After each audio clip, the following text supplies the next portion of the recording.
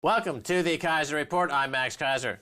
As no man is an island entire of itself, when the Beltway media and the D.C. elite they serve mock and dismiss the quote-unquote racist, bitter, and uneducated voters who are unemployed, abandoned, and dying in the American heartland, never send to know for whom the bell tolls. It tolls for thee, my friend. Stacy, speaking of who the bell tolls... Hello, is this thing on? I'm waiting for an important call later on. That would be very annoying if people started going, the phone's ringing. It's obviously for me. I don't need to answer it. And phones just rang and rang and rang. This is, get me the president. No, go ahead, yeah, what's going on?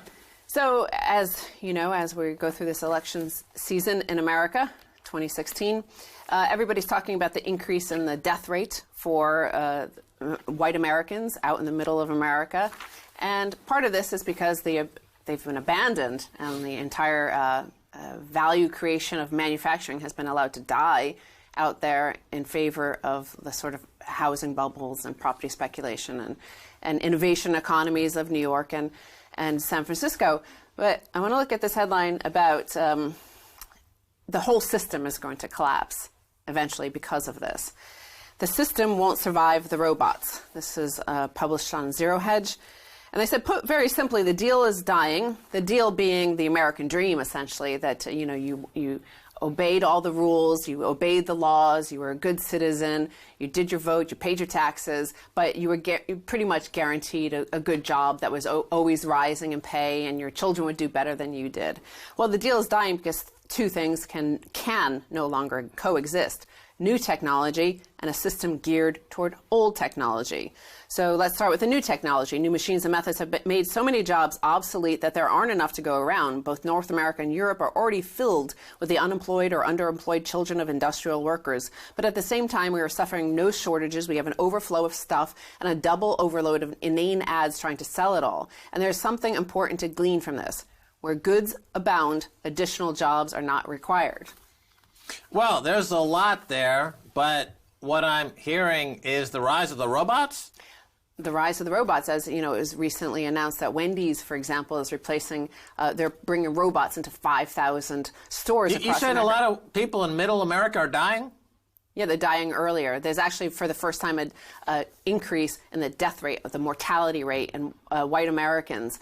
The only similar event that happened was with the collapse of communism in the Soviet Union, where you saw a similar spike in deaths, also caused by alcoholism and drugs and suicide. Oh, right. So you have the opiate addiction, alcoholism. So as suicide, increase in suicide. Suicide as the robots kind of come, and they're making the white people in middle America obsolete, and they're killing themselves, and so now you've got a huge spike in the death rates in these states. And I'm saying, like, if you read the Beltway media, which is the D.C. media, which is the Washington Post, which is the New York Times, which is, the Daily Beast, which is Salon magazine, all these people who are deciphering why people are voting for Donald Trump, they mock them and say these people are dying, they're idiots, they're they're, but what I'm saying is they're mocking them as if the death of these people, the death of the American manufacturing, is the death of the heartland, has nothing to do with them and won't come back to bite them, as if they are somehow other from that. And as John Donne pointed out in his poem there, no man is an island. The heartland is not an island. Washington, D.C. is not an island. It may look like that for a while, and they may seem immune from anything that goes on in the rest of the economy, but the system itself will collapse.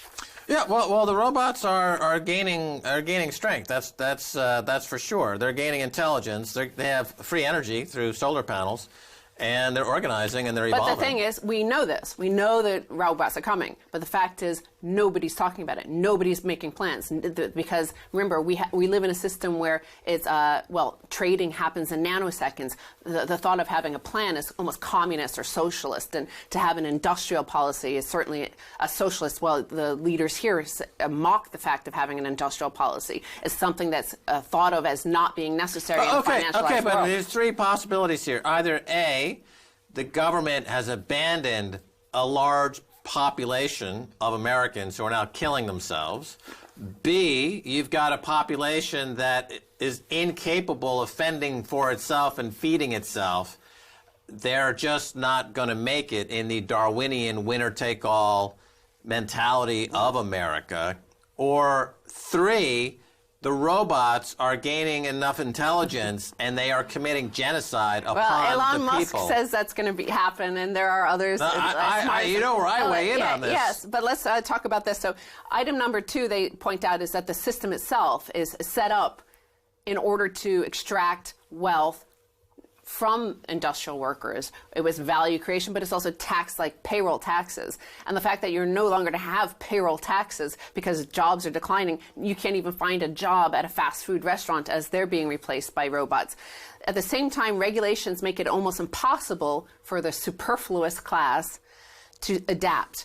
Nearly everything requires certification, and starting a business is out of the question. Fail to file a form you've never heard of, and the IRS will skin you alive. So that's another thing. Is like, at least when you go to Bangkok, you see along the streets a 90-year-old woman selling one apple, and that might get her through the day. But in America, to cut hair, to cut somebody's hair, you need to have a certificate of education that you've gone to like 4 years of education, pay $2,000 for a license to say that you can even cut the hair. So there's the system is set up to even prevent people from accessing a way to earn an income.